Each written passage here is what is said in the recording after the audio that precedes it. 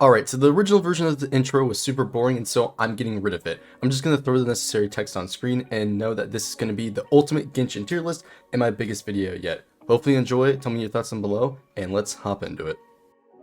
To start this list, we have arguably the worst unit in the game, Aloy. Aloy was clearly only for promotion, she's just obviously a trophy piece. She feels bad to play, she technically can do damage, but it sucks. She's got no consolations and likely will never get them. You don't even get full value from her passives because they hardly work.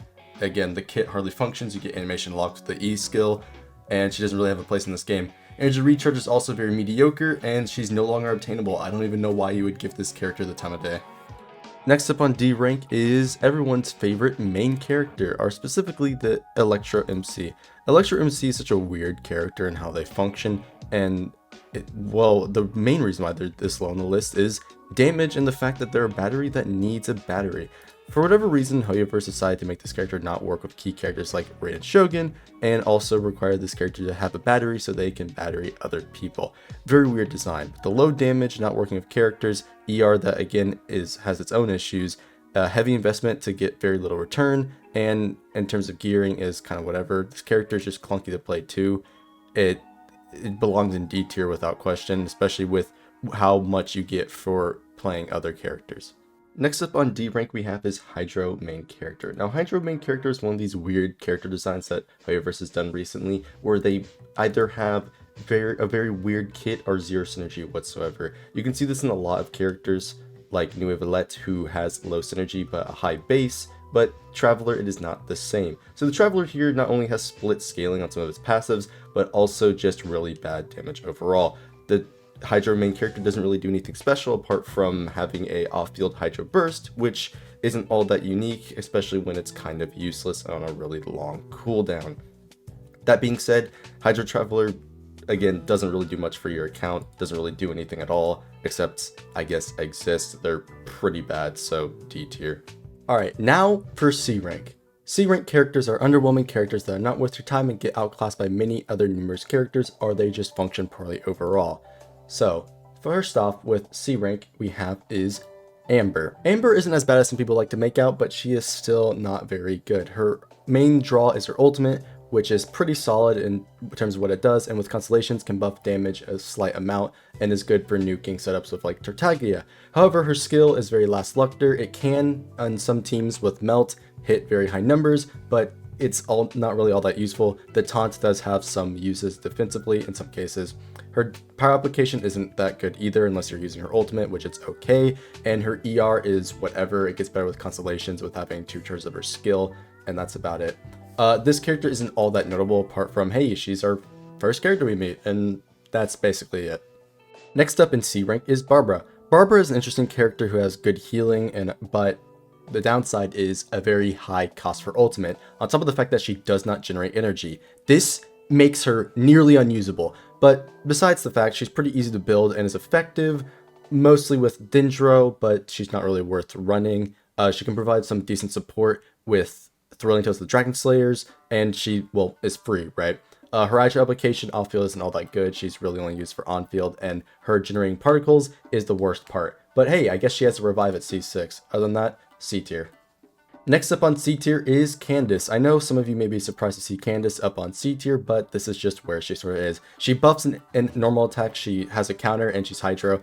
That's about it. Her application isn't all that good, and the energy that she gains is very bad. And, again, the damage she does isn't all that good unless you do a vape team, which at that point might as well run a better DPS. And that's about it. Her cons are okay, but they're not really so good. And since this character is just kind of all over, it seems like this is kind of the best place to put her, especially with the power of many other 4-star characters. GOMC. They're free. They provide some crit buffing. Did you know that? They're kind of flexible, I guess. Their damage is okay, and they're pretty easy to gear, but that's about it. They don't really do anything, so like Candace, gotta put them in C tier. Next up in C rank is Chongyun. Chongyun has some pretty solid burst damage and decent cryo application, considering his skill turns everybody's normals and charge attacks into cryo, as long as they're, a melee user. And this ability is quite rare, as not many characters have infusion like this of giving other people infusion. Not many of his constellations are too good, but at least he has a pretty low energy cost, so it's relatively easy to build him. And besides that, I mean, he's not really doing much for any team nowadays. There's a reason why you never see him and no one really uses him. Next up in C tier, now some of you are going to take this as an insult because I just mentioned Chongyun, but Animo MC. See, Animo MC is free, and that's all I can really say. It's relatively easy access for ammo support. I mean, at least they're somewhat flexible. The major downsides, though, is the bad energy recharge, the burst moving, and their damage sucks. As well as the E is pretty annoying to use considering it locks you in place. This character, like others in this rank, doesn't really do anything, so C tier. Next up in C rank is everybody's favorite, Jinyan. That's right, Jinyan. You've gone up in this world from D rank to C rank because at least you technically do have a shield. She's arguably the worst in the game, but at least I put her above a few others because, well, she kind of does something. She technically can do damage.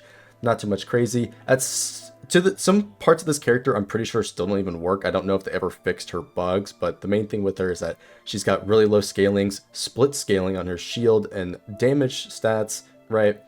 Completely pointless talents in some cases, and there's nothing really to help her out, and her cooldowns suck as well. None of her constellations are too helpful, and she doesn't really have a place in the game. Her power application sucks, her energy recharge sucks for the most part, and basically, if you do run her as a DPS, requires 2 other units to function, as to where most other characters just require 1. This character has so many issues, and they're just bad by themselves that they just belong in C tier. Next up in C tier is everybody's favorite goofy goober, Dori. Dori has pretty low damage, but arguably better than Jinyan in some cases. Funny Dendro. She doesn't really have a place in the game except on maybe a few Alhaitham teams, or her funny tech of applying Electro so you can self-swirl on Sayu or Jean, but other than that, she's not doing anything too crazy. Her ER is okay-ish. The whole point is buffing other people, but she does have her own ER issues, and that's really about it. She's not doing anything crazy, so she just belongs in C tier.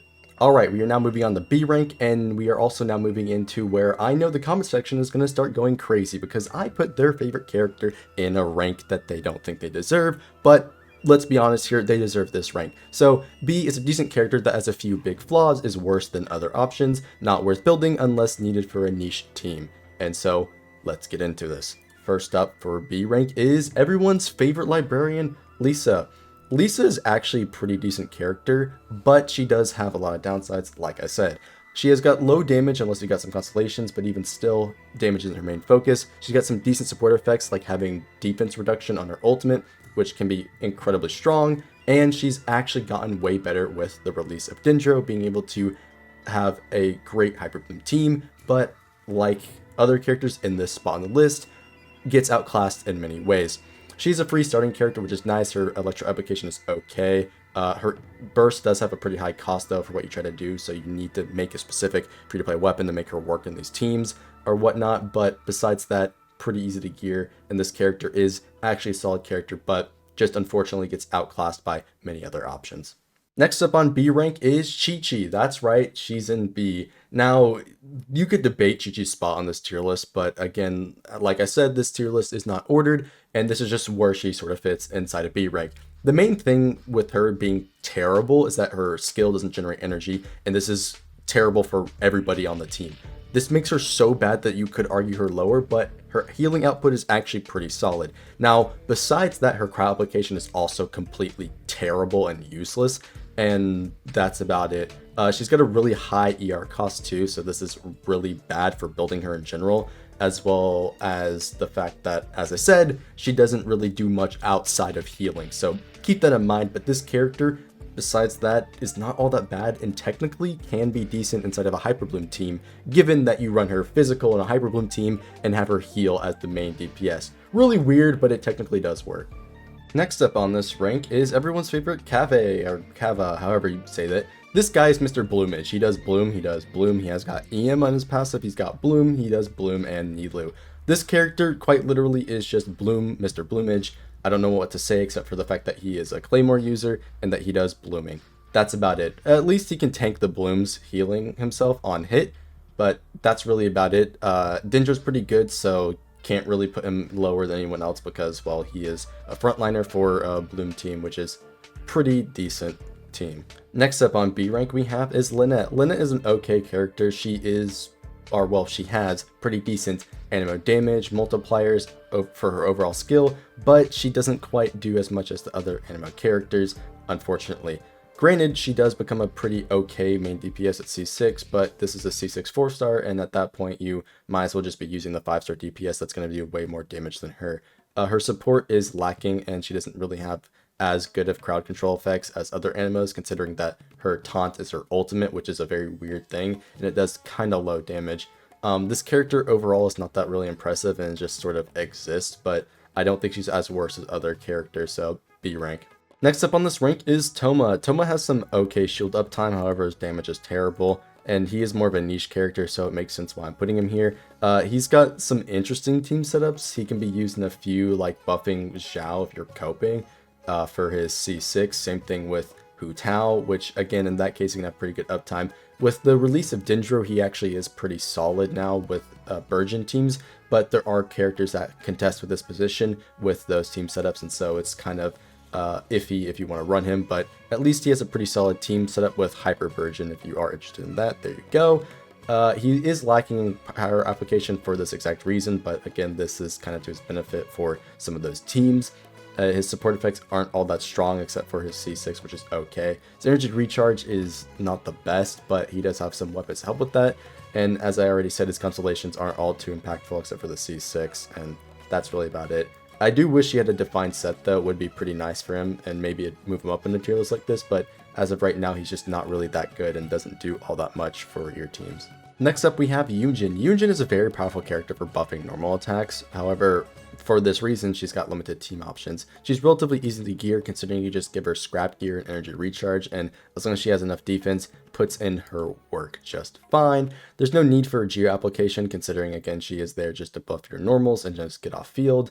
And with as long as you run Favonius, has pretty solid ER. Her constellations all help towards her game plan, which is very nice, but considering that most of these characters, at least the meta ones, revolve around charge attacks or their burst, she doesn't get all that too much play. Granted, you could arguably put her higher in this list, but considering her buffs and what she does in comparison to other supporting characters, I don't really see any reason to put her higher than this. Next up on B rank is everyone's favorite homunculi, Albedo. Albedo is an interesting character. Back in the day, you could say he has decent return on investment. However, now I would call him complete garbage. Now, there is one thing Albedo does well, is that he generates energy for Mono Geo, which, albeit not too impressive these days, considering you can get energy via many ways. But at least he has, had a free-to-play option. If you didn't play back then, you don't have this weapon. Outside of Geo, he's not really too crazy, and I already said his ER is okay. At least, again, he is relatively easy to build and has a low, burst cost, but you don't really get much of his burst unless he's C2. Nice one, Mihoyo. And that's really about it. I guess him not interrupting reactions is good. It's additional extra damage. His constellations are okay, but I don't know why you would get this character. He's arguably the worst 5-star in the game, and, well, yeah, unfortunately, B rank, this is as high as he can go. Next up on B rank is Layla. Now, many people will consider Layla a 4-star Zhongli, and this is okay, but we don't have any good 4-star HP swords, so she suffers a little bit there. Her shield is pretty good shield strength, and her cryo application is okay-ish, which this can be helpful on some teams. Other than that though, she doesn't do all too much. She can buff your normal attack some, which is pretty nice, but again, it's nothing really crazy, and her being locked to a 5-star weapon for HP buffing is kind of, well, whack. This is a character that, again, doesn't get all much play except for being sort of a pseudo Zhongli replacement as a 4-star. She's okay, but like most others in this rank, doesn't do anything too crazy.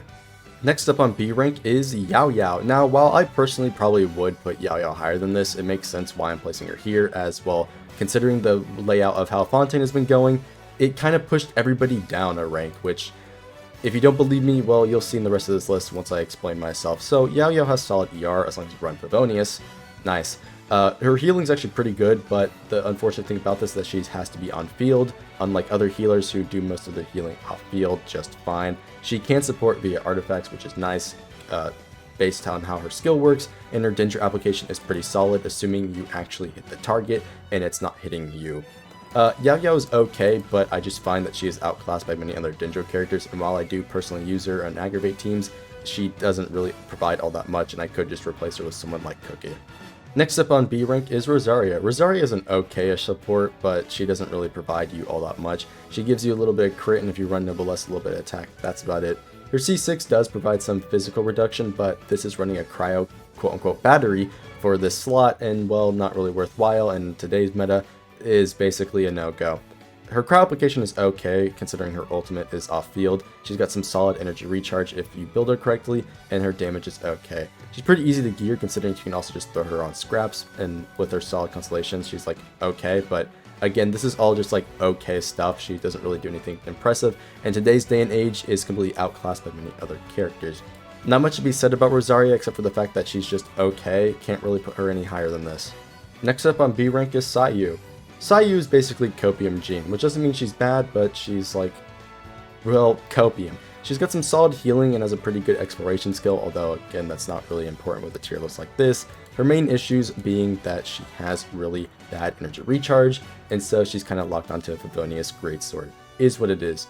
She's got a decent support skill, being that you can do off-field Animo Swirl, which again can contribute nicely to damage while also supporting you via artifacts like VV and healing you. Her constellations are okay, but again, you have to go and farm that domain to get, a lot of use out of her, and well, that's really about it.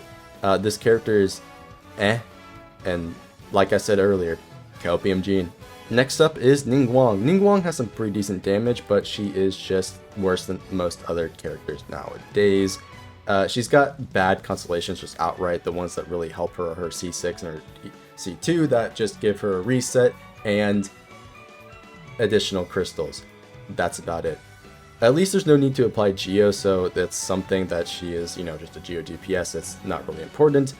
And, well, has a low ER cost, right? Because it's pretty easy to build her up, being that she's on field all the time. I find her kind of clunky, and to this day, most of her projectiles still miss targets based on, collision in like the floor, which I don't know why he hasn't changed this, but it's what it is. And that's about it. She doesn't really combo well with many other units, considering that she's Geo, but at least her shield provides, what, 12% damage? She's okay, but struggle putting her any higher than B rank. Next up on B rank is Keaya. Keaya is an interesting character, and I actually quite like her, but she is just essentially a Dendro version of Zhongli. Wow, another one of these, crazy. We have a Dendro shielder that doesn't apply Dendro. Now, she does have additional procs, like with her seeds, with her burst, and from one of her constellations, although this isn't too impactful. This character is okay, and she provides a decent Dendro shield. I find that this actually can be beneficial against certain enemies, like the Concentrated Beast, that do a lot of damage to you, and considering one of them is Dendro, she can kind of hard counter one of them for your aggravate teams, or whatever. She provides some decent support effects, but other than that, this character doesn't do anything too crazy. Next up on this list is Heizou. I'm probably saying that wrong. Heizou's a okay character. The main issue with him is that, well, he's a 4-star DPS, right? He gets out DPS'd easily by other 5-star DPSs, even within his own category Animo, but he does do pretty good big screenshot damage. I myself have done, with a level 1 talent, 100,000 damage. Pretty cool. This character is a pretty decent driver for various teams outside of his mono DPS team, and well, that's really about it. Not much to say about him besides his energy recharge okay, and he does some solid damage for a 4-star DPS. Next up on this list is Yanfei. Yanfei is another one of those victims of, pseudo power creep, or, well, at this point you can just call it power creep with some of these characters. I mean, my god, some of them are wild. But Yanfei has, well, kind of the other problems like with Diluc and other characters, where she is just a 4-star DPS, but she is, pretty constricted to Faith, and the fact that you only do charge attacks with her. She is a solid character, but Yanfei does struggle with energy and keeping her burst up consistently. This isn't too much of a problem considering characters like Bennett and how powerful they are, but again, Yanfei being a catalyst, vape charge attack DPS, just easily gets outclassed, and she's, again, 4-star DPS, so it's just outclassed by many other characters. So yeah, B rank. One thing I forgot to mention is that Yanfei actually does have some support effects with like her Constellation 4, but this is not all that impactful overall. Next up on this list is Freminet. I have no idea how to say this name, but this French bozo here is essentially a 4-star Eula who's just worse in every single way. He's okay, and again, I normally comment about characters and their overall performance, but his performance is just, well, worse than many others. But at least his damage is okay, and he can compete with some of these other 4-star DPS characters. I'm not too impressed with him, and so he belongs here, and plus, he is just a main DPS, and he doesn't really provide any supports, so he just belongs here in B rank. Alright, next up in B rank is not another 4-star DPS, it's Gio's favorite dog, Gorou. Gorou is an interesting character. He's locked in Mono Geo, and many of you are like, there's no way Gorou's here. You should have a special rank gold demon. Now, listen, I think it's totally fair to rank these characters as where they should be alongside other characters, and Gorou is, well, B rank. Gorou, obviously, at C6 is very impressive and provides a lot of damage buffing to Geo characters. However, Mono Geo is, well, worse than Hyper Bloom. Even at C6, Arataki Ito is getting out DPS by Hyper Bloom. Wouldn't you guess it? Dendro funny.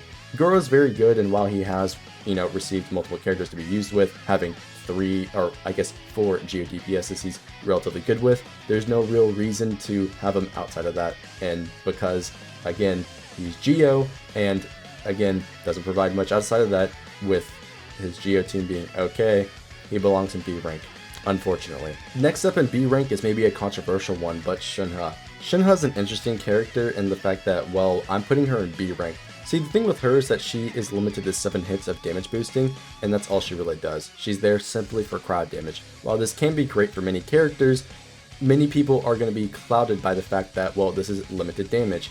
And granted, this does change a lot with her C6, and considering the nature of this tier list, maybe some of you would think she's higher, but as, again, you see time and time again, a lot of these characters don't get use anymore for various factors. Shinha does provide decent damage buffing outside of her, 7 hit requirement from her ult, or from her skill, 7/5 hit requirement from her skill, but again, it's not something that you are dying over to have, right? Shinha isn't really needed for many teams anymore, and she's primarily used in certain, freeze teams, albeit that is a bit weird considering you have other options. She's okay for certain melt teams like Wero Melt, and so she can provide a lot of damage boosting, but again, having like 2 teams for that doesn't get you anywhere in this list. Considering all that she does with her supportive effects and her damage buffing, I do understand why some people are going to argue higher, but just because of the insane level of some of these units in this game, I find that she is placed easily in B tier. Now, next up on this list, I'm going to start getting people angry at me with this one. I have Razor. Now, Razor, I know a lot of people are saying should be placed lower, but hear me out.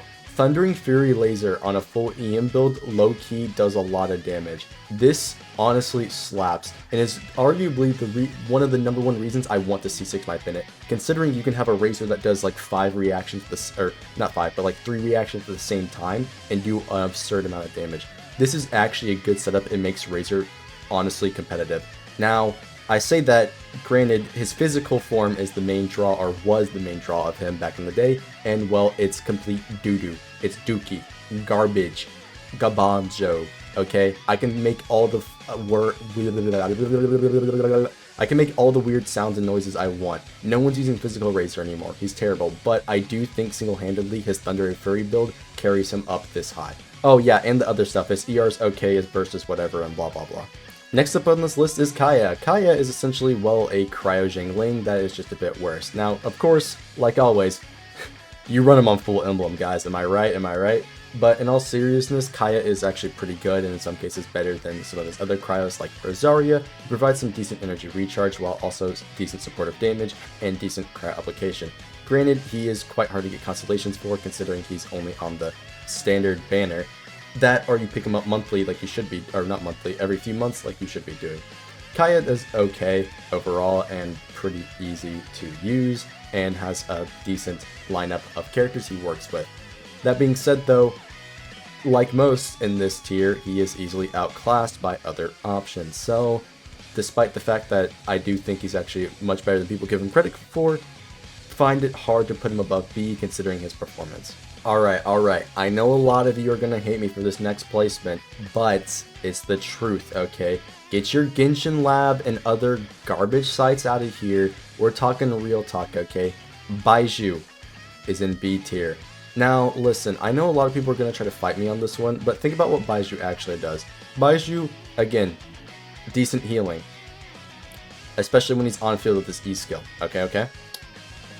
Dendro application. Only when he's on field with this primary attack and skill. Alright. Now get this. Dendro buffing. Only for the active character. Okay, now you want to know where the problem with this is. It's his shield. His shield is garbage. The shield itself literally only has like 100 HP, which is comical, but the main draw of this unit is the comfort of his absurd healing. Baizhu does have some of the best healing output in the whole game, considering if you get multiple skill procs and his ultimate up during his rotations. He is a very comfortable character, and because he does heal so much and is Dendro, means he works on a lot of current meta teams and is very good for a lot of teams. Granted, I don't think that puts him any higher than this because you don't really need what he provides. While there are new characters like Furina who do make great use out of his healing output, you can cover her healing needs with other characters. Added with the fact that his buff is only for active characters does mean there is some inconsistent damage buffing with certain Dendro teams. Granted, this isn't so much of an issue if you are using an aggravate on fielder like Cyno, and in fact he is a great buff for Cyno since Cyno's come out, but I find it hard to place him any higher than this considering all he does is absurd amount of healing and has pretty bad Dendro application without the help of like constellations. That being said though, I understand why people want to put him above this, but let's be honest here people, he's not that crazy considering the other team options that we have. Next up on B rank is Noelle. Now, Noelle's an interesting character, especially considering the person just talked about, but Noelle can provide both defense and offensive capabilities. Noelle at C6 is actually comparable with DPS now that Furina exists, but this doesn't mean that she can be any higher than this. While her shield is pretty sturdy compared to other shields, it's not like she's being run over other units. The thing is that she also, like some of these other starting units, does not generate particles on her elemental skill. Now this is just bad because, well, energy is a big part of this game and you need it to do your burst. Which means, and it leads teams to having to funnel energy into her so that she can use her burst for her offensive capabilities. Now, that being said, I still think she's pretty good, all things considered. You can use her outside of C6, but again, her as a healer solo is not really good as she needs to be on field and is inconsistent unless she has some constellations for her. Noelle is a pretty strong character, although it's hard to rank her any higher than this. Next up is another one I think is going to be controversial, but there is Mona. Now, Mona being in B rank is going to be interesting for a lot of players, but here's the thing. Mona is still an incredible character, although I find it hard to place her any higher than this. She's very good in certain vaporized teams, getting massive damage herself, and are enabling other characters to do massive damage. But the problem with this is twofold. One, she has an ER issue as, well, she doesn't generate enough energy herself, and so she needs to be run on something like Favonius, or instead you run her with a supporting catalyst like throwing her to the Dragon Slayer. Now, her actual buff is pretty large, being over 55% at talent level 10, and while Mona herself can provide some additional supportive damage and a little defensive capabilities with her taunt, she often gets beat up by other characters who, over time, provide more damage or a bigger damage bonus that we do now have in the current meta of Genshin Impact. Now, again, I could definitely see arguments to see Mona place in A tier. However, Mona realistically only provides a damage buff for a short duration, while the other characters provide more overall damage and a higher damage buff for a various duration. Mona is still incredibly good character, but I find it hard to place her higher than B tier. Charlotte is one of the newer characters of Genshin Impact, and just like many of these other characters in this tier, she has ER issues. Now, Charlotte also provides some additional off-road cryo, although this is restricted more so behind her constellations.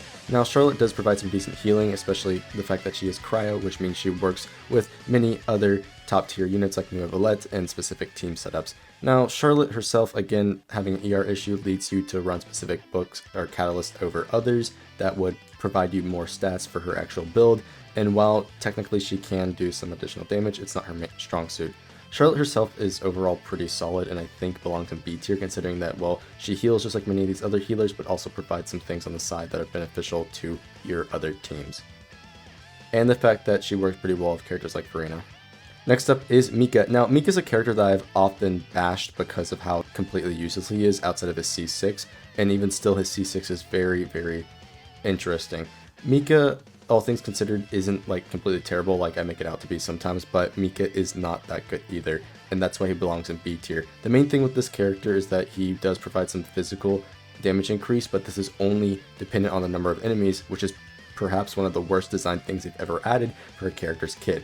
Again, there's nothing wrong with passives that are restricted by enemy count, but the fact that it is pure damage percent, this is the only way to get it, is completely absurd. Added to the fact that he is basically useless outside of his C6 is very annoying. His healing output is okay, but the benefit of attack speed is really overrated, especially because the attack speed only matters for specific characters, and you need to hit specific thresholds, with his number being pretty good for attack speed buffing, but again, because of how hit lag works in this game, it's not all that useful in the grand scheme of things. So Mika is just in B tier because, well, he doesn't really do a lot, and even when he's C6, he's still pretty mid, but he does get better use out now that Furina exists. Next up in B tier is, drumroll, Collei. Collei is a pretty decent character, being that she is Dendro. This is the main thing carrying her. If she was another element, probably wouldn't be so good. Collei is okay. She's got some decent Dendro uptime with her E skill being able to fly around the field, and then her ultimate being a field on the ground. Now, the thing is with Collei, she doesn't have the best energy, and so you gotta run her with something like Favonius to actually generate more particles, but her application is decent enough to where she can be run in a lot of Dendro teams. The one problem with Collei is that she's very contestant with the DMC, who is arguably just a better unit straight up, considering the DMC gives larger elemental mastery buffs and has better cooldowns for his skills than her, and so while I could put the DMC a higher tier, he's actually going to be in the same tier as Collei, considering the other options we have, and that's who we'll be talking about next. Dendro main character is a very strong character, being that, well, he's Dendro, and the fact that the DMC is as strong as it is something that Hoyo has actually done a pretty good job, so praise for praise is given, that the Dendro main character is not completely useless like the other elements. So the Dendro main character, to my surprise, is actually pretty good, and to the surprise of many, is actually pretty good. He does some solid damage while having decent, cooldowns and abilities and energy recharge that he can actually be pretty effective on many Dendro teams. You can throw him in basically any Dendro team as your other Dendro option if you do not have a better character for that team. The DMC, again with a solid application and pretty decent damage and buffing, makes him just an all-around solid character, and so B tier makes sense for him, especially because his opponent is Collei. The one thing I will say though is that DMC is just probably better. Next up on B rank is Kujo Sara. Now Kujo is an interesting character, and like many of the other niche buffers, I believe belongs here. The thing is with Kujo is that her buff in itself isn't all that good on other teams. However, considering her C6 and how she functions in terms of burst damage, it can be incredibly powerful on other teams. Her burst is one of those bursts where it has to hit multiple times, so it isn't effective against all enemy types, but bigger enemies you'll get more hits off and do more damage, so her actual damage is pretty solid. The main thing with her is her skill and how her ultimate give a solid attack buff. Problem with this, however, is the attack buff is quite short in comparison to other attack buffers, and on top of the fact that the whole draw of this character is generating some additional energy on the side, which she doesn't do the best job of doing. The biggest thing about her though is her in hyper carries like Keqing or Raiden, or basically any other mono or primarily dual Electro-like DPS teams, right? Kujo can, like I said, do a lot of damage herself, but her massive damage buff, being that she gives attack and a bunch of crit damage to the electric characters, is the main draw of this character. And so while I could understandably put her higher, it feels wrong to put her any higher than this considering her specific use, and while many teams nowadays don't even use her outside of Hypercare Raiden, and plus, since again all she really adds is specifically electric carries, find it hard to place her any higher than this. Plus, it would be kind of weird if I put her above the other niche supports that are also in this tier, but we'll get to that in a second. We're getting close to the end of this B rank, but to round this off with the next two characters, they're Pyro, and well, at least one of them is a usable main DPS. However, I'm not talking about that one first. We're talking about Dehya. Dehya has a whole lot of issues going on, and while I would like to include it in this video, I'm not going to give my original rant that I would have done in previous versions of this video. In this video, I'm just going to talk about what she actually does for you. So Dehya with her skill provides some additional damage off-field pyro application, although it's not good application because it's, 2.5 seconds, which is relatively long for a proc rate. It does, for a duration, give you full resistance, and then after that it's half, so it's kind of pointless at that point, but it's okay. And then her burst turns her into, well, quote-unquote DPS for a duration. Now, Dehya has a lot of issues with her kit, especially with how her skill works and how it's not full uptime, especially with how her burst scaling works and how she can't jump and how she doesn't work with many of the other characters in the game. And so she has so many issues, but considering now that Dehya, in the current state of things, especially with after the release of certain fighting characters, has multiple teams and is actually quite viable now, I consider her B tier, and I would say this is her best spot being, considering that, well, she is basically the best in slot on multiple teams now, and herself not being all that bad and wanting to work with specific characters. Now again, I understand why people would disagree with this, but think about it realistically. What does Dehya provide? Well, she actually provides a decent amount for those teams and what she does. That being said though, like everyone else, she should be better, and it's a crime that she is this bad, but you know what, it is what it is. We're gonna move on to the next character, Diluc. Now, a lot of people are going to be like, there's no way you put Diluc next to Dehya. Well, I did. Now, Diluc does have some funny tech in himself and does pretty good damage, but let's be honest, he's hard carried by characters like Eula. We're just being realistic here. Diluc is still a comparable DPS even to this day, and of course, people can do very good damage with many of his teams, but like I said, hard carried by Eula. Diluc is, again, a solid character having solid application and multiple E skills and doing pretty good vape damage, but outside of that, he's kind of whatever. Alright gamers, now that we've finished B rank, it's time to get in the A rank, and well, in case you haven't been paying attention, that means every unit from here on out is better than those other units, right? That's how a tier list works, or at least how it should work. That being said, let's get into this. For our first A rank character, it's Chevreuse. I think that's how you pronounce it, excuse my French, I don't know how to speak the language. That being said though, this character, and before you be like, but actually Gold Demon, she's not out yet. Shut up, I'm right. So this character is an A rank definitively. This character is really like interesting in terms of kit and design.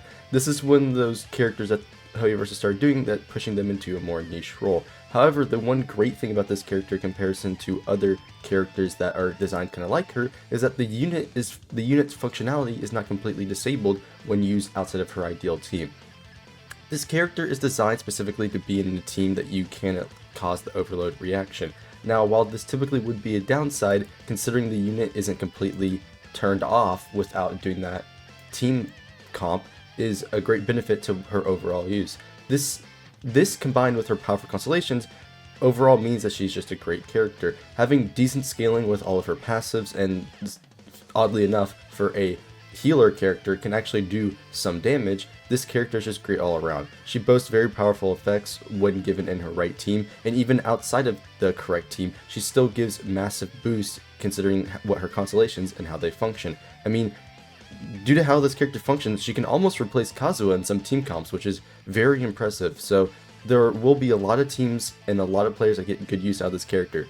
Given, of course, that she is C6, that is where most of her power comes from, being that is where she competes with Kazuha in those specific teams. That being said though, this character is still actually pretty strong, and I'm telling you, this character belongs in A rank. Next character in A rank, to the surprise of many, is Collei. Yes, that's right, I'm putting Collei above Diluc. The main thing with Collei is that, well, one of her constellations at least makes her support. Boom, there, easy GG, S tier character. In all seriousness though, Collei isn't completely terrible. I definitely could see arguments putting her in A rank, but the main reason she's put above Diluc is those supportive capabilities. Now, she does have some downsides like having anti-synergy with characters like Venti, but this isn't all bad. She's still a pretty decent character, and well, again, taking input from many other people, I understand why she'd be put in A tier, but I definitely could see arguments with her lower damage compared to newer characters to put her down in B tier. Whew, that was a close one. I almost set that bozo into B rank. I mean A rank. Same thing. That being said, we're now moving on into the next character for A rank. The next character is no other than Cyno. Cyno is a solid character, though he arguably should be higher than this, but Hoyoverse decided to shaft this kit so hard that, well, his field time is a bit of an issue. So he's got some solid damage for a DPS, but he has major ER issues given that, well, he has cooldowns that are pretty long and he's very burst reliant, and, well, again, this character requires most of the field time while needing buffers and all these other things. He's got some team issues, having very limited options for aggravate, and a lot of people are going to be like, oh, but Hyperbloom Cyno. It's like, look, I get it, he has, at least 2 team options, but realistically, this character and how he functions is not as good as some other characters. And apart from that, not much to say. I mean, look, I could talk about him being not as good as he should have been all day, every day, and definitely it sucks. But let's be honest here. Based on pure performance, Cyno is just an A tier. Next up in A rank is Venti. Venti is an interesting character. He definitely has fallen off a lot, but I don't think he should be any lower than this. Venti is still incredibly strong in specific scenarios, and well, in the scenarios, he's basically the best character to have there. Whenever you can actually make use of his abilities, mainly his ultimate, to swirl a massive group of enemies, you can pretty easily take care of them, just like other characters like Tartaglia can, and excel in those mob scenarios. That being said, Venti's skill and energy is actually still pretty good, despite its long cooldowns and not as good grouping as other animo characters. But Venti is still a solid option, and I believe, performance-wise and just how he functions, belongs in A rank. Next up in A rank is Beidou. Beidou is another cool character that I'm quite fond of, however, she is not very crazy. Now, she is an A rank, despite certain characters also being an A rank, but the thing is, in her ideal scenario, she performs very well. And in fact, due to how she functions, she actually now has more access to teams like Aggravate teams and Hyperbloom teams, being that, well, she won't be the trigger, she can just be there as the damage dealer option on the side.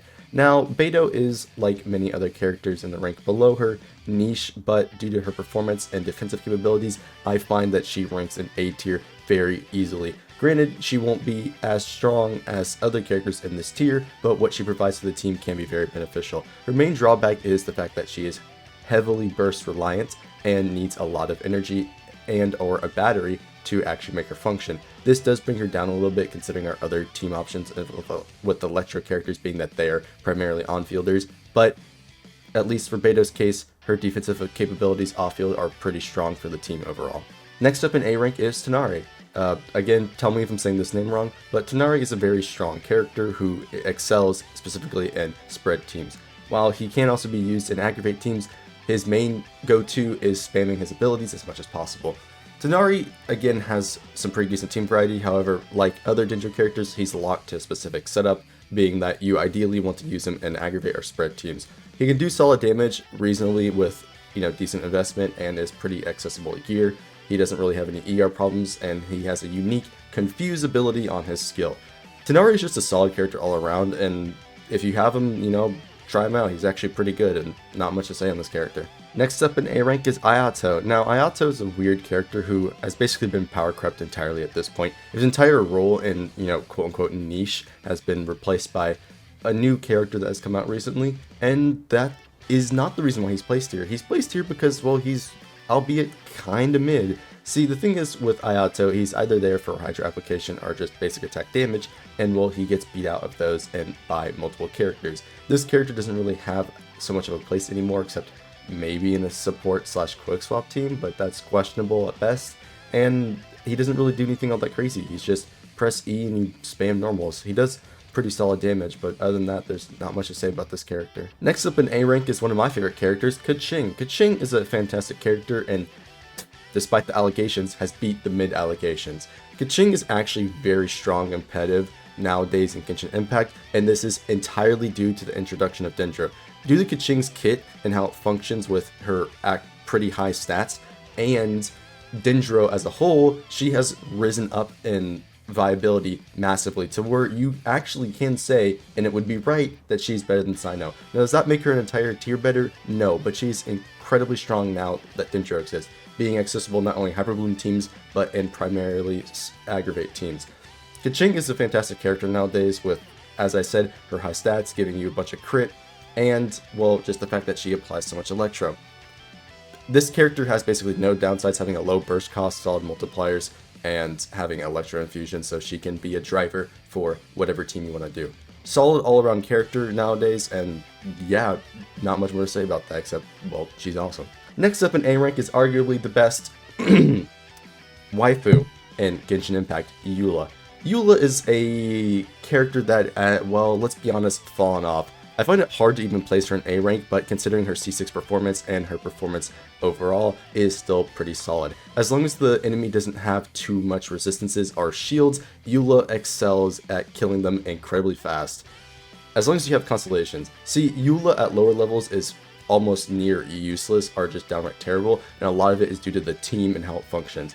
Typically with Eula teams, you need to have someone to battery her and someone to support her in terms of damage. While there are setups like, double nuke with Raiden, she still has problems being that, well, Eula herself, outside of her higher constellations, doesn't perform nearly as well as other characters. See, the thing is, Eula is one of those examples where Hyperbloom just sort of has completely invalidated this character's existence, especially at lower constellation levels. While, as much as I like Eula, to be completely honest with you, her performance at lower levels is just not quite there, and that brings her down a lot. Her C6 performance is still incredibly strong and boasts, again, basically the highest multiplier in the game, but outside of that, this character is very unimpressive and at the highest can be placed in A tier. Next up in A tier is Arataki Ito, the one and only himself. This bozo here is another one of those OMG Hyperbloom funny teams. See, the thing is with Ito is that he is basically locked in Mana Geo, being that Gorou is his best teammate, and then Zhongli provides him the defense that he would have actually impacted himself if he didn't have. And then your last slot is basically Bennett. Yeah, awesome, another character that requires Bennett, woo! But in all seriousness, Ito has, like I said, suffered the same fate as other characters. Hyperbloom is just better, why would you even go for Mana Geo? See, even at C6, Ito struggles to compete with teams like Hyperbloom, which is completely absurd to me that, again, a very free-to-play accessible team just completely destroys a wailed out Mana Geo team. It just is what it is.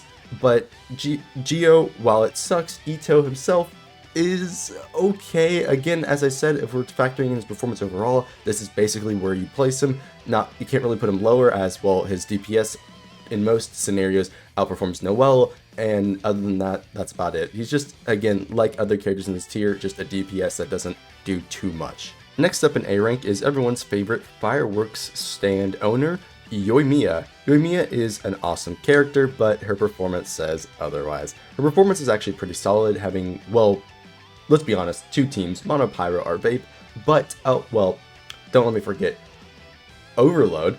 Yoimiya actually does have, you know, some variety in terms of DPS, granted that she's just an on-field, you know, normal attack spammer like a lot of other DPS characters, but at least she performs very well in single target. Where she suffers, though, is in AoE. Yoimiya virtually has zero AoE, and so her performance often is slower than other characters.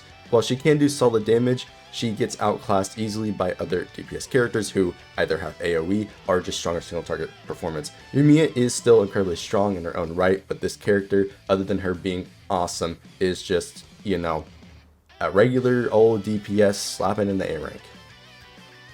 Oh, and her burst is completely useless. Like, why does this even exist? Next up in A rank is everyone's favorite soccer mom, Jean. Now, a lot of people would have been skeptical if I put Jean anywhere higher than this beforehand. However, I'm better. Also, Jean is fantastic. See, Jean is one of the most accessible characters in the whole game, being incredibly flexible, but at the same time, she's never the best in slot for any of those teams. However, now that Furina exists, Jean and her usefulness has gone up drastically. Jean being able to hold VV while also having crazy good healing is incredibly strong for Furina teams, and with her pretty much self-sustaining energy recharge given the correct weapon, she does everything that you could ever want in an animo healer for the most part. Of course, there's ways to improve this, but we have yet to see otherwise. Jean's performance has always been pretty solid, and I think she has always ranked relatively high. This, like I've said many times before, is the best aging character of the base roster that we have. Despite the increasing performance of like Kaching, Jean has always held the test of time in terms of what she can do. Granted, now she's a lot better that Furina exists, and well, that solidifies her spot in A rank. Next up in A rank, we have Nilou. Now, I don't actually like Nilou, but that's not going to change where I rank her, because again, I look at this based on what the unit provides. So, Nilou, what does she provide? Well, actually nothing. This character is a terrible, cringe, bloom-only character. Look, I understand, Vape Nilou exists, but stop coping, let's be honest here. You get better vapes out of other characters, I mean, just look at them, come on. But in all seriousness, Nilou and her bloom team actually can be quite strong. However, there's a very high investment cost, but you do get a lot of power out of that investment. The main drawback with Nilou is that you need like at least 5 stars minimum to have her be runnable in a bloom team and have it actually perform well. Granted, this is something that some people are willing to accept for the favorite waifu, and that's fair, but Nilou's also a terrible waifu. Why the hell did they make her story quest not about her? In all seriousness though, Nilou's performance is pretty strong, the Bloom team is actually something that many people enjoy, and well, I find it hard to put her any lower than this. While personally I would put her lower than this, Nilou and her, given her performance with her team, is actually quite strong, especially when you are able to now introduce crits into it with her higher constellations. Nilou, all things considered, isn't all that bad, it's just high cost of investment. Next up in A rank is Lenny. Now, Lenny's one of the newer characters for this roster coming in with the introduction of Fontaine, and well, he's pretty strong, all things considered. Granted, he is locked down to one team, and so of course Hoyoverse, with their divine intelligence from Celestia, decided to not only make him niche, but also make him powerful within that niche. So yay, he's pretty good. There's not much to be said here except for he's your basically standard DPS, but with the one thing that they decided to do is make him drain HP. This is not going to be comfortable for some players, but that of course does not impact his performance or place on this list. Lenny's main thing is his impressive damage if you give him the right scenarios, and that's it. Not much more to be said on this except for he's pretty good. Let's go. Next up on this list is going to be a controversial one, but I have Kokomi. Kokomi is basically the ultimate comfort character besides Baizhu, and what she provides in terms of her healing and then Hydra application. With her solid application and uptime of her jellyfish, this damned creature, and her burst and how it functions, being that she becomes basically the ultimate healer while it's up, combines for a really solid all-around character. She's great in Bloom teams, she's great in Electro Charge teams if you, for whatever reason, still use those, and a bunch of other teams just being that, hey, this is a healer I can slot into. The one thing about Kokomi is that she's been, with time going on, has been forced into more of a Bloom only setup because of different niches and other characters rising up to fit those roles.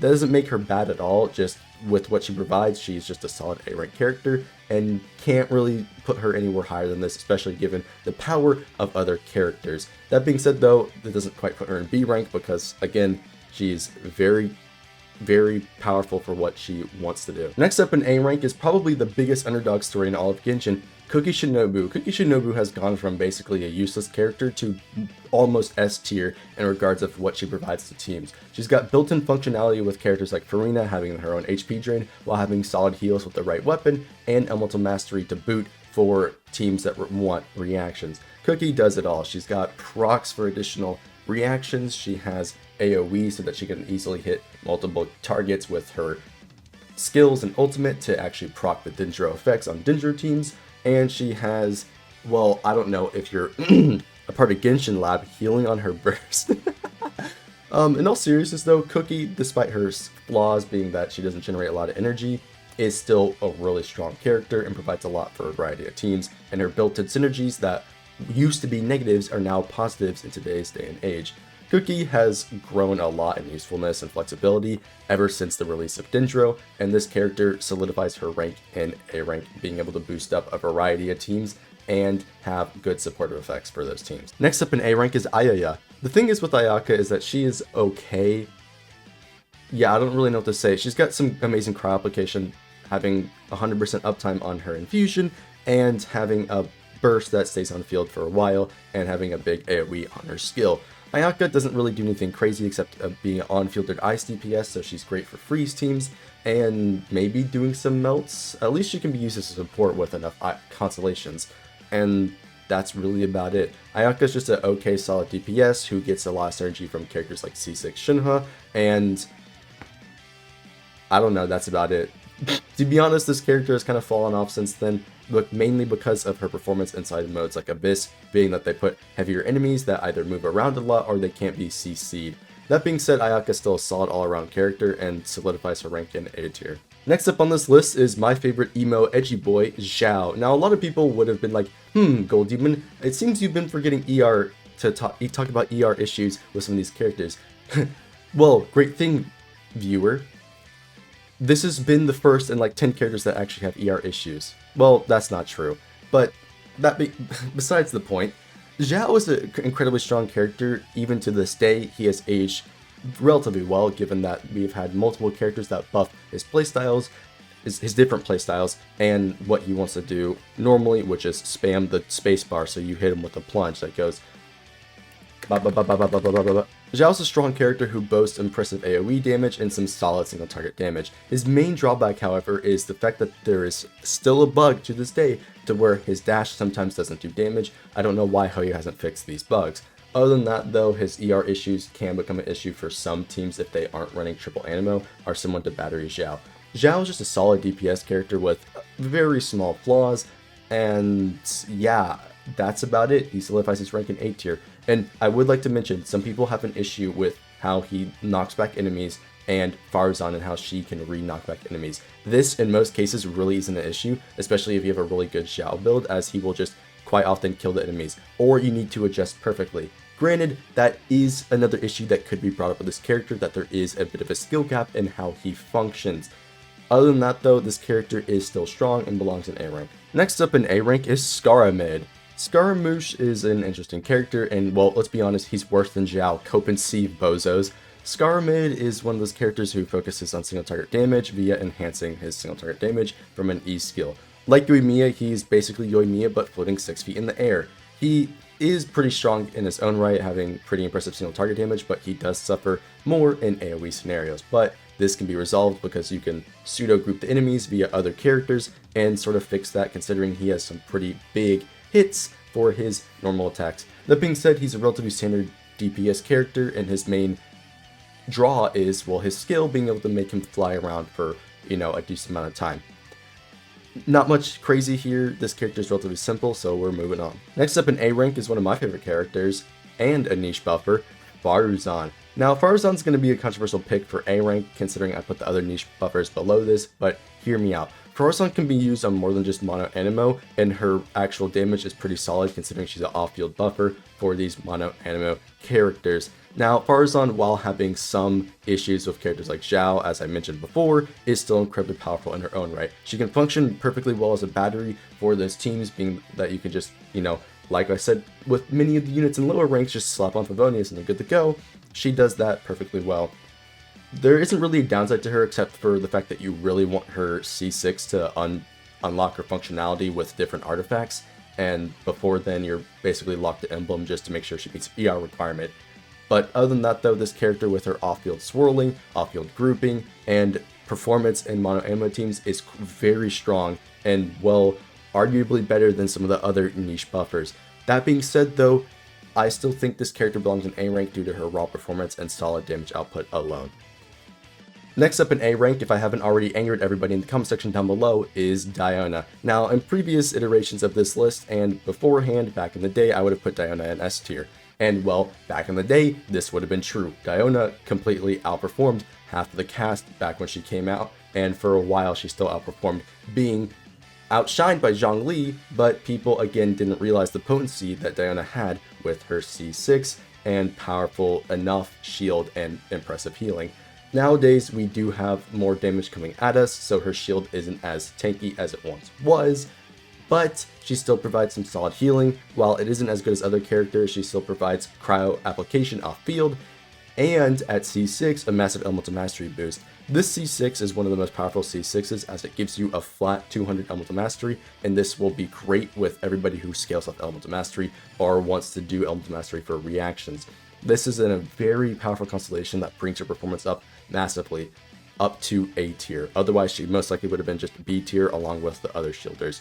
Her C6 is very important for specific teams if you're trying to do stuff like freeze inside of a Hyperbloom team, or buff up Vapes, or do melts with her. This is basically the go-to character because of that C6.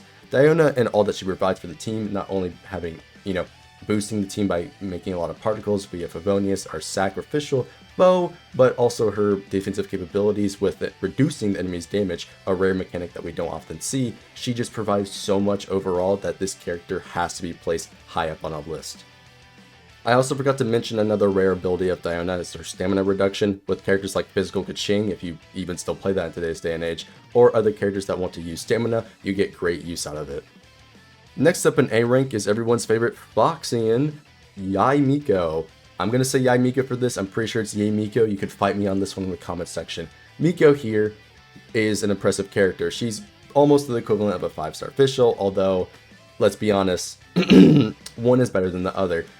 Miko has some pretty impressive damage with her burst, and her skill. That being said, she does have ER issues outside of her C6, or C1, my bad, and higher constellations, giving her massive damage and, in some cases, defense penetration. Miko is an all-around solid character, and while some people find her clunky, she still provides some pretty decent damage and works in a variety of teams now that Dendro exists. Previously, in other metas, she would have been lower, but with the release of Dendro, like Kaching has been brought up a lot and on par with certain characters.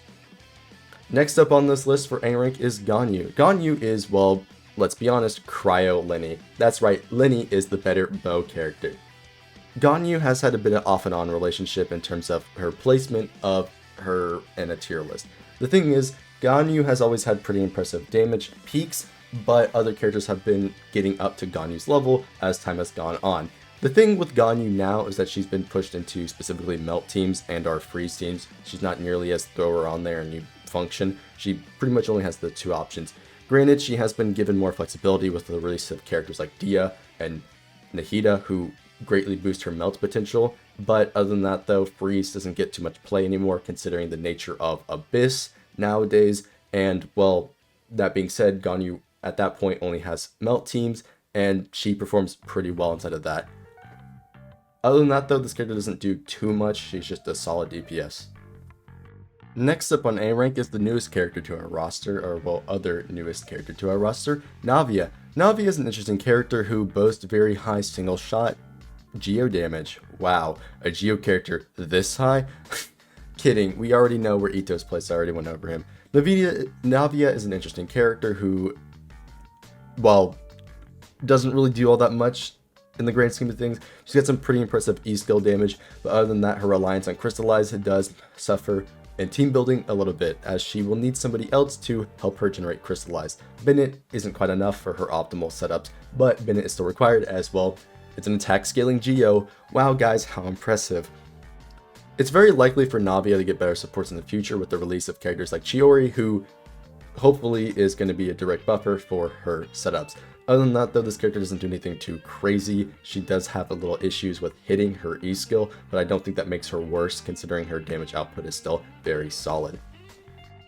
Last but certainly not least is Wiro. Now, that was a bit of a lie. Wiro is actually the last character for A rank, and while I understand some people want to put him higher than this, we need to cover some things first. Wiro does have very impressive damage and has a little bit of an HP issue. It's not too big, but if you try to use him with Furina, you do suffer a little bit as you won't have the best uptime without a dedicated healer who heals enough to outdo the drain of two separate characters. Now, besides the fact Wiro's damage is still pretty impressive, outside of his burst, which basically does nothing for you, and that's about it. He's another one of those use skill to enhance your normal attack DPS characters, and so at least at lower constellation level he performs here. Granted, if you have significant investment with characters like C6 Shinha, or even without C6 Shinha, good investment and good rotations on a team, he can do insane damage on his charge attacks and normal attacks. C6 Wiro is another monster in and of itself, having done over 1.2 million damage on his charge attacks, as you'll probably see in the gameplay. Wiro is a very powerful character, however, despite the power that he does have, I don't think quite makes it to S tier. I understand wanting to put him higher than this, but his lower level performance isn't nearly as strong. And it's mainly because of the strength of the other characters who are in S tier. Now, that being said, again, maybe I'll consider him an S tier. We'll see. Maybe this goes in the post and editing, I'll think about it more, but as of recording, Wiro I just find with his overall performance belongs in A rank.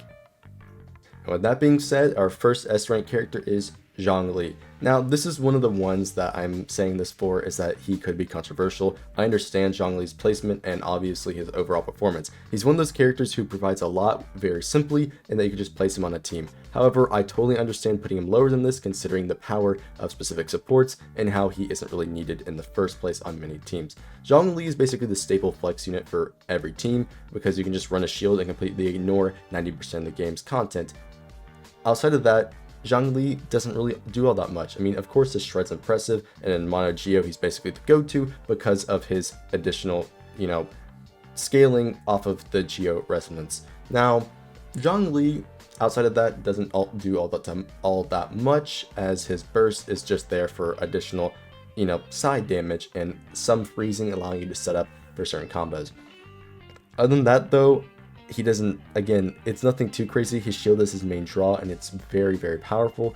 And I think it's enough to justify him being an S rank, but like I said, Wiro is one of those characters who can move up, and I understand totally if people ideally would put Zhongli lower than this, given today's day and age. Hu Tao is an incredibly strong character, boasting some absurd charge attack damage nearing the over 100,000 with the correct vape team. Now, Hu Tao has always been very strong in single target damage while suffering a little bit in AoE. Hu Tao has received various buffs over time with characters like Eula boosting her overall performance. Now, that being said, Hu Tao has a bit of a debate for this slot considering the power of other characters, and like I said, Wiro being in the lower tier. I'm going to mention him a lot here, but it needs to be stated that Hu Tao at C0 is still incredibly strong, and there's virtually no difference at the higher constellations except for nuking performance and allowing you to get massive vapes with the higher multiplier of the burst. Hu Tao is just an overall strong DPS, and it's goes to be said that her continued strength is absolutely insane. Not much more to talk about except for the fact that, well, Furina does provide her some decent damage bonus. Next up on this tier list is one of the easiest definitive placements of all time, Neuvillette. And again, I'm probably saying his name wrong, forgive me, I'm dyslexic. I also can't speak French, but besides the point, Neuvillette is one of those characters who is incredibly strong and has such a high base. However, he's, like other DPS characters who are placed higher up, has more of a niche. His performance doesn't take away though, because especially with his like C6 performance, being able to completely solo Abyss, he has some absurd setups with teams. He's one of the characters that actually brings up Dehya's viability a whole ton, allowing you to, one of his better teams, and arguably his best, do a Burgeon Vape setup with Dehya, giving you impressive charge attack damage, being upwards of 150k on some of his charge attack hits.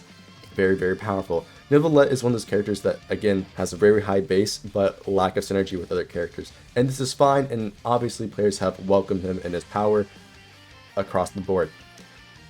Neuvillette is primarily DPS character, doesn't provide any support, and so that could be seen as a downside, but again, his raw strength just completely beats out other characters, especially given his powerful constellations that boost his functionality massively.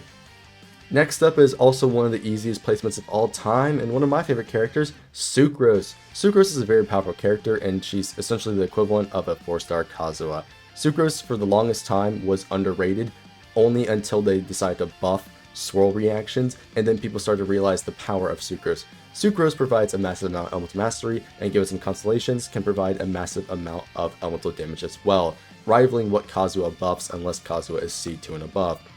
The thing is with Sucrose is that she is one of the best groupers and AoE swirl units in the game, having multiple E-skills with the right weapon and a burst that can, again, do a lot of additional AoE damage. Sucrose is also a great battery for mono, animo, and other teams that need battery options, considering her skill provides a lot of energy.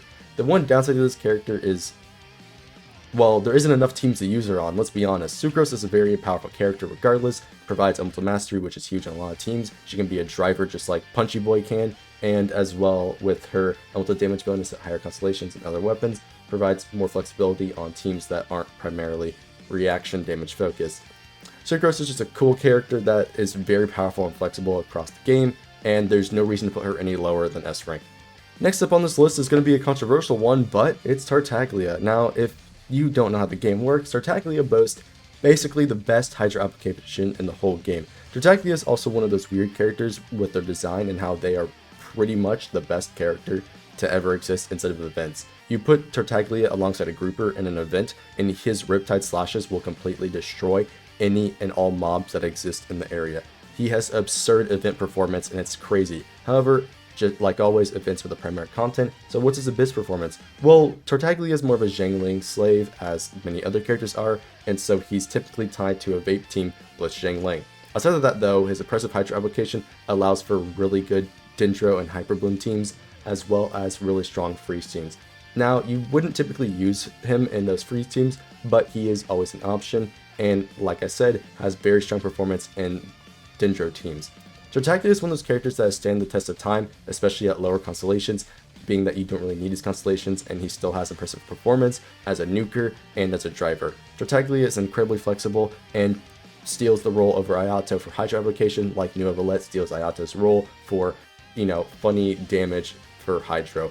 Tartaglia, again, just a powerful character that has stand the test of time, and despite his status as a Xiangling slave, belongs definitively in S tier with how he functions. Although, I'll be honest, I really hate how he functions, but I still have him. Next up in S rank is one of my favorite characters, Raiden Shogun. Now, the thing is with Raiden is that this is a character that previously would have been put in S tier, however, her used to be must summon status has been taken away from her, and rightfully so. We have received many other powerful characters and more roles being filled out as a niche, as to where Raiden is it no longer you just throw her in any team and she works insanely well. She still has her own teams very powerful, being Hyper Carry Raiden with higher constellations, and Raiden National with one of her better free-to-play setups. Raiden is still a very flexible character being used in some Dendro teams if you're a goddamn psychopath, but outside of that, her functionality as a battery has been uncontested for the most part by any character in this game. She still does impressive damage on her own, especially with some constellations, and with her supportive effects being the burst damage, still help many teams. Raiden is an incredibly flexible character who boasts high damage on her own, and definitively sits in S tier, especially if you get her with constellations. This character is insanely powerful. The one drawback to her is her anti-synergy with a few characters like Beidou. Hoyoverse decided to make it burst damage, which makes sense given how this character functions, but unfortunately due to how other character functions, she doesn't have the best synergy with. This is something that people have debated for a long time and probably should be changed, but other than that though, Raiden is still very powerful and belongs definitively in S tier. However, she does lose her must summon status given the nature of the game and how teams have expanded with our options. Xiangling. Xiangling is everyone's most hated chef. This stupid bozo here has absurd damage, and that's the only thing that matters to her. She does have some supportive effects with boosting pyro damage, reducing pyro resistance, and giving you attack buff, but those are all small amounts and are easily covered by other characters in the team. That being said, Xiangling is still a very powerful character, but she requires somebody to drive her, which is why she's an S tier. Her heavy ER requirement, on top of the fact that she doesn't generate particles herself and her supportive effects are quite lacking outside of that, is what makes her an S tier. Her damage is crazy, however, she still needs somebody to have her function. She does not function on her own. She is tied to the fact of either having someone apply an element for her or Bennett, and Bennett is basically the one she's tied to for a massive amount of her damage. Xiangling in herself is a powerful character, but does not belong any higher than this. She's simply placed here due to her absurd performance for damaging. Next up is Fischl, everyone's favorite psychopath. Fischl is a character that, well, arguably is better than Nico, but still does her own thing. Fischl, especially with C6, has incredible performance across the board on a variety of teams, being it whether it be Uemiya, Dendro teams, Electrocharge teams, whatever it be, charge attack teams, it doesn't matter. Fischl is one of those characters that as long as you can do reactions, does more damage, and it's simple as that. Fischl is a crazy character that has a lot of flexibility and is a fantastic battery for characters like Beidou who have ER issues or other characters that you are trying to funnel for extra energy. Fischl's, like many other characters that are higher up on this tier list, is very flexible and provides a lot of damage to the team. She's basically the go-to option for any Dendro team if you need to proc, aggravate, or spread for your specific team. Fischl is just incredibly strong, and there's really not much more to say to it except that she, well, almost is everything. The only downside is, well, she's not really a main DPS, but again, that term gets misused and it doesn't really matter in the long run. Fischl is just strong and she belongs in S tier. And the last S tier character is Alhaitham. Alhaitham is incredibly strong, who ever since he's come out has been incredibly strong. He has a lot of variety and options for his team and boasts one of the strongest damage dealing teams in the whole game, being that, well, if you have him C6, he does stupid amounts of spread damage. Alhaitham is more niche, but with that niche comes a lot of power, being that you can throw him in Hyperbloom or spread only damage dealing teams. He's strong, and the main reason he's not any higher than this is because of his reliance on other characters. Like Neuvillette and like Xiangling, they are incredibly strong characters, but they heavily rely on other characters to function well. That being said though, that doesn't make him bad whatsoever. This character just boasts impressive damage and is essentially a Dendro version of Keqing. Alright gamers, we are on the final stretch of this tier list. These last few units, as I must mention, are crazy. These last few units, the SS tier characters are gods. The character is simply overpowered and dominates in everything. They're worth getting constellations too, and they bring great overall value. to you account, and it helps boost many teams. These next few characters I would almost all consider must summons, so let's get into it. The first one being everyone's, well, most people's favorite Archon, Furina. Furina is a fantastic character who, despite what she does in draining her HP, provides an absurd amount of bonuses. Her Hydra application isn't too crazy, but with what she does with her burst and skill, does a lot. She provides a massive DPS boost to basically any team because you can throw her on there and boost it. As long as you bring a healer, you're basically good to go. Furina with her ultimate also provides a massive healing bonus and damage boost that scales with how much your HP changes. This character does so much for basically every team and enables every character to run a set that will help them boost their damage greatly. Now, this set isn't the best in slot for all characters. Of course, there are characters that have other sets that are just better than this one, but with her enabling other characters to do more damage, boosting them, enabling their gear, and providing extra healing via the fact that as long as you run a healer, she belongs in SS tier. Worthy of an Archon, insane power for what you get out of it, and well, this character is just absolutely crazy. Again, she's doing a lot. She's boosting your characters up by a massive amount. This is a character that I would definitely recommend people get. She is just absurdly powerful for a whole variety of teams. Next up in SS rank is one of those characters I know everybody's been waiting for. Xingqiu. The thing is with Xingqiu is he does basically everything. This is one of those characters that is just absurdly strong that people didn't realize initially when the game first came out. The thing is with Xingqiu is that he has really high damage, he has some solid ER given the correct weapon, he enables vape teams with consistent Hydra application that gets only better with C6, he's great for danger setups being that he has damage reduction, he boosts the team damage via his own damage, and the energy that he gains, right? His cons do help with this as well. He has damage reduction, which I kind of mentioned already, but this is impressive and a rare ability that greatly boosts your defense. He heals via the same skill. He has interrupt resist, which is better than some characters that have interrupt resist, which is crazy to me. And, well, Hydra's just an incredibly strong element.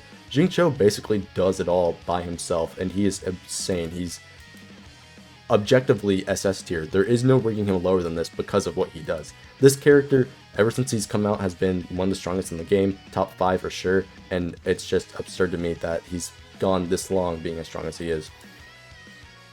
However, arguably messed up making this character, considering how he functions, but I mean, what more do you want me to tell you? He just does everything. He's incredibly strong and deserves his SS ranking easily.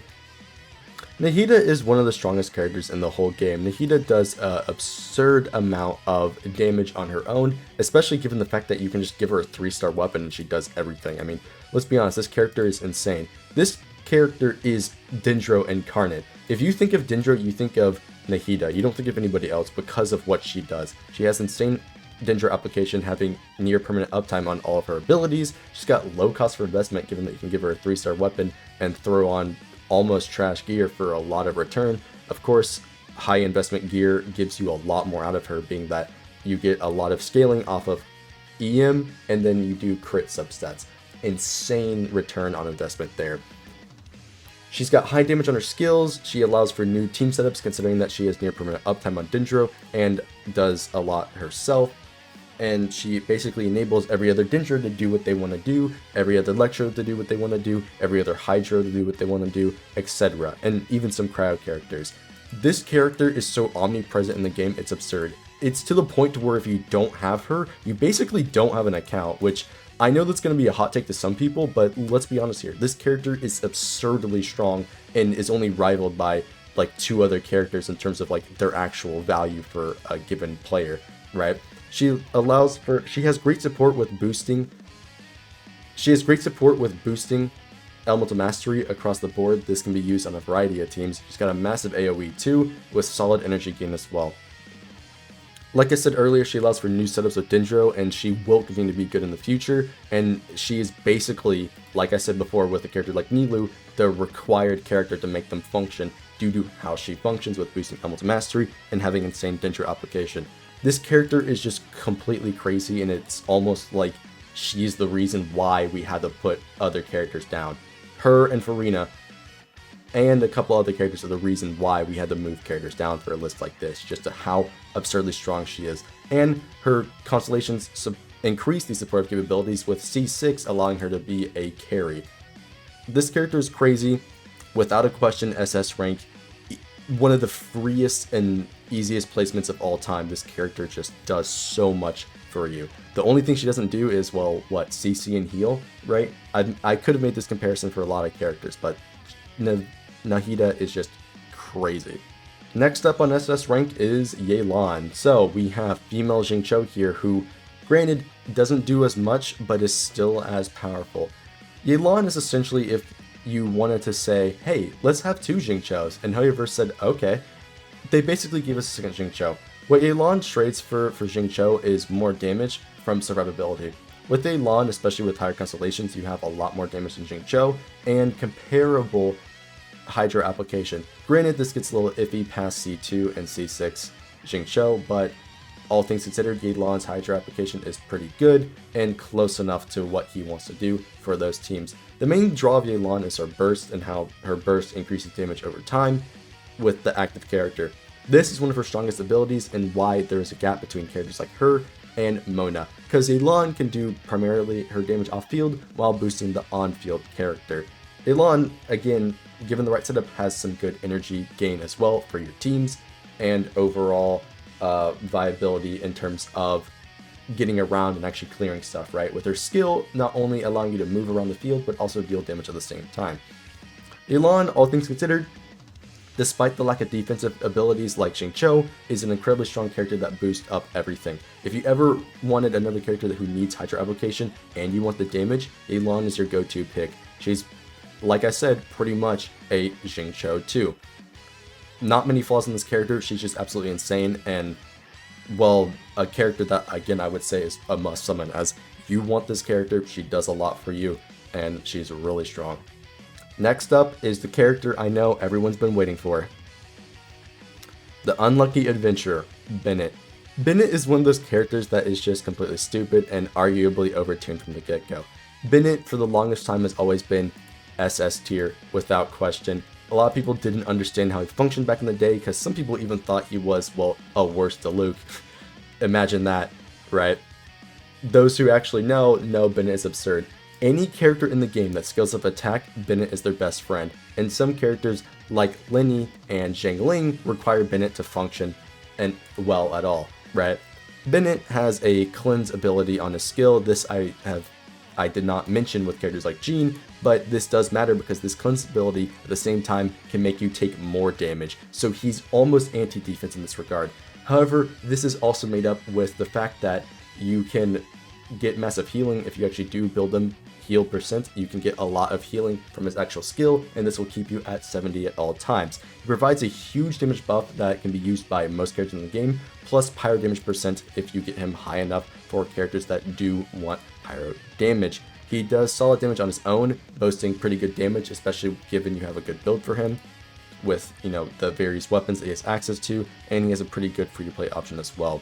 He has low investment for a lot of power. This character is easily like the strongest character you get for basically just throwing random garbage on him. And yeah, I mean, he's pyro, which is another very strong element. Dual pyro giving you attack, which is great for any attack scaling character. And again, characters like Zhangling, who are already pyro, are basically the go-to option for a team that, you know, includes Bennett, right? Because Zhangling essentially needs Bennett to function. He fits in most teams, and again, in some cases opens up new options at C6, and like I've said 20 times already, he's the go-to buffer for most setups. Without a doubt, Bennett is one of the strongest characters in the game, definitely top 5 like I mentioned with Nahida, and he's one of the characters I was alluding to in terms of comparable with, in terms of you don't have an account without Bennett. Crazy as it is, Bennett is just one of those characters who pretty much will never go bad. Unless, of course, they add a bunch of Hydra enemies to just one-shot you, but you can also ignore this with a shield, so to each their own. Bennett is crazy, and this game and this video is almost done with. Let's move on to our last character in the tier list. Oh, finally, I'm done. The long stretch of characters has led us to this one moment. The final SS tier character. Remember, this list is not in order. The one you've all been waiting for, Kazuha. Ever since Kazuha came out back in 1.6, he has had an absurd presence in this game, boasting absurd AoE damage, grouping, and absurd buffing, being able to run VV, which reduces the enemy's resistances to that element by 40%, and increasing it with significant element mastery up and over 40% of your own damage bonus. Kazuha is one of those characters who you can have an account without, but he's basically the go-to option. Kazuha affects and buffs over half the game with what he wants to do. The only thing that he doesn't get ran in is physical and geo, because you can't react with those. Other than that though, Kazuha is crazy. Kazuha provides so much to the team, being that one, he's Animo, he provides one of the biggest buffs you can get. He's got good grouping, he's got solid energy recharge with a variety of support weapons. He's got good damage for a support character, being that, again, his AoE damage on top of if you build him damage can provide some additional sub damage. He's got some great cons, so he's very efficient and cheap to build. He's easy to gear considering, well, you can strongbox his stuff, right? He allows for new team setups given that he can swirl the element for the application and allow certain characters to do what they want to do. He's good for exploration as well, and the only downside is his... I don't even know at this point. He's crazy. You know, he, like with Nahida, is one of those characters that just does everything and is omnipresent, right? As long as you can fit him in the team, well, you're obviously going to run him because he is that powerful, right? Kazuha, ever since he's come out, has been an insanely powerful character, insanely fun character that has done a lot for the game and has essentially transformed the game into what it is now. And with that being said, that's the last character on the tier list, boys. Glad that I made it this far, and time for the outro.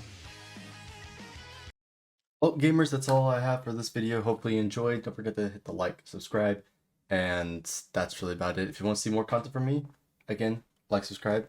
I want to know your thoughts down below. If you did watch to the end, thank you so much. Tell me if you did, of course.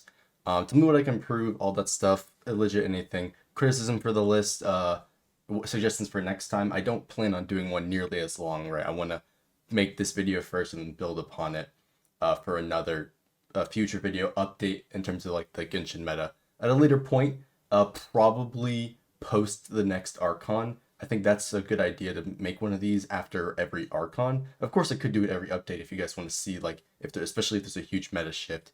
But I'm making this now because I don't foresee another shift happening soon, and because it's something I wanted to do for a while, and well, I finally got it out there. But yeah, I won't take any more of your time. Peace.